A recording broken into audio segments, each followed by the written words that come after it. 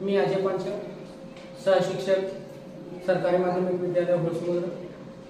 SSLC board परीक्षेला अनुसरून आज आपण 2 मार्कासाठी येणारा प्रश्न पाहणार आहोत. ते प्रश्न आहे, दिलेल्या वर्ग समीकरणामधील k ची किंमत काढायची आहे. तर ते k ची किंमत कशी मिळवतात ते आज आपण पाहू. सुरुवातीला हे उदाहरण सोडवते वेळी ते समीकरण जशा तसे खाली लिहावं.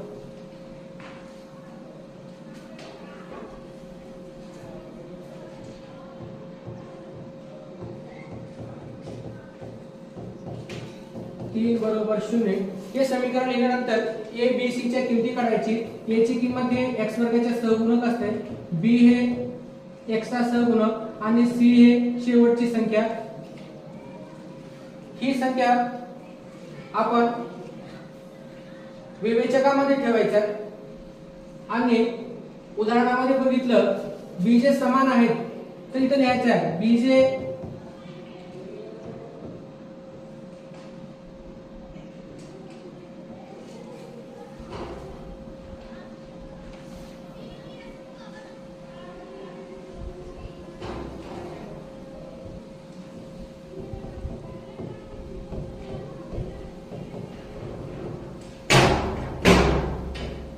म्हणून असं डेल लिहून b चा वर्ग वजा 4ac b जे समान असतील तर बरोबर 0 असं लिहायचं.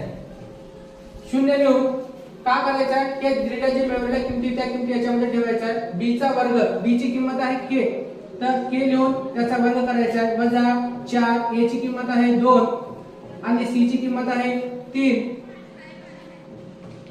बरोबर 0 असं ठेवायचं आहे.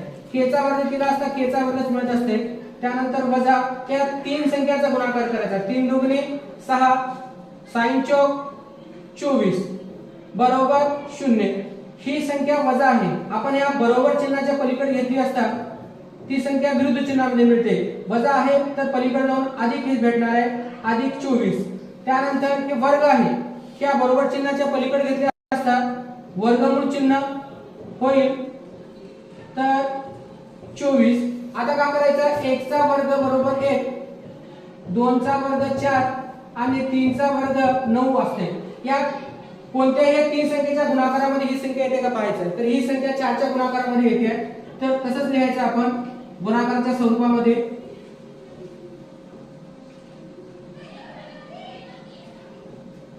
sin चौक 24 तर या संख्येचा वर्गमूळ आहे 2 म्हणून k बरोबर